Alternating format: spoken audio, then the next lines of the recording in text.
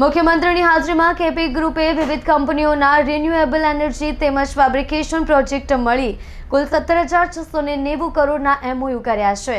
કુલ 13,750 લોકોને નવી રોજગારી ઊભી કરવાનું લક્ષ્યાંક છે. 1,000 કરોડના ખર્ચે સુરતમાં હાઇડ્રોજન પ્લાન્ટ અને 2,250 કરોડના ખર્ચે ભરૂચમાં ફેબ્રિકેશન પાર્ક ઊભું કરાશે. કેપી ગ્રુપે વાઇબ્રન્ટ ગુજરાતમાં 17,690 કરોડના કરાર કર્યા. મુખ્યમંત્રીની હાજરીમાં કેપી ગ્રુપે વિવિધ કંપનીઓના રિન્યુએબલ એનર્જી તેમજ ફેબ્રિકેશન પ્રોજેક્ટ મળી કુલ 17,690 કરોડના એમઓયુ કર્યા. કુલ 13,750 લોકોને નવી રોજગારી ઊભી કરવાનું લક્ષ્યાંક. 1,000 કરોડના ખર્ચે સુરતમાં હાઇડ્રોજન પ્લાન્ટ અને 2,250 કરોડના ખર્ચે ભરૂચમાં ફેબ્રિકેશન પાર્ક ઊભો કરાશે. મુખ્યમંત્રી ભૂપેન્દ્રભાઈ પટેલની ઉપસ્થિતિમાં વાઇબ્રન્ટ ગુજરાત 2024ના બેનર હેઠળ રિન્યુએબલ એનર્જી ક્ષેત્રમાં કામ કરતી સુરત સ્થિત કેપી ગ્રુપની કંપનીઓ અને ગુજરાત સરકાર વચ્ચે 13,750 કરોડના એમઓયુ થયા છે. કેપી ગ્રુપ 1,000 કરોડના ખર્ચે સુરતમાં હાઇડ્રોજન પ્લાન્ટ ડેવલપ કરવાનો પ્રોજેક્ટ પણ કરી રહી છે.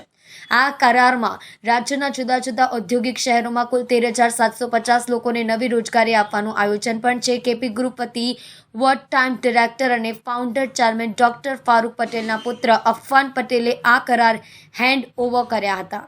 કેપી ગ્રુપના ચેરમેન અને મેનેજિંગ ડિરેક્ટર ડોક્ટર ફારૂક પટેલે જણાવ્યું હતું કે KP group of companies 1,000 crore રૂપિયાના ખર્ચે ભરૂચમાં 250 મેગાવોટ સોલાર પ્લાન્ટ, 800 કરોડના મૂડી રોકાણ સાથે કચ્છમાં 250 મેગાવોટનો સોલાર પ્લાન્ટ, 5,500 કરોડના ખર્ચે ભરૂચ, ભાવનગર, કચ્છમાં 500 megawatt wind solar hybrid park ઊભા કરાશે.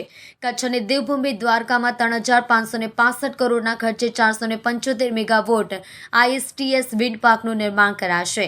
સુરેન્દ્રનગર, ભાવનગરમાં 1,875 કરોડના ખર્ચે 250 મેગાવોટ વિન્ડ પાર્ક, 2,250 કરોડના ખર્ચે ભરૂચમાં વર્લ્ડ ક્લાસ ફેબ્રિકેશન પાર્ક. કચ્છમાં 1,700 કરોડના ખર્ચે 1,000 મેગાવોટ હાઇબ્રિડ પાવર સોલાર પ્લાન્ટનું નિર્માણ કરાશે અને 1,000 કરોડના ખર્ચે સુરતમાં હાઇડ્રોજન પ્લાન્ટ ડેવલપ કરાશે.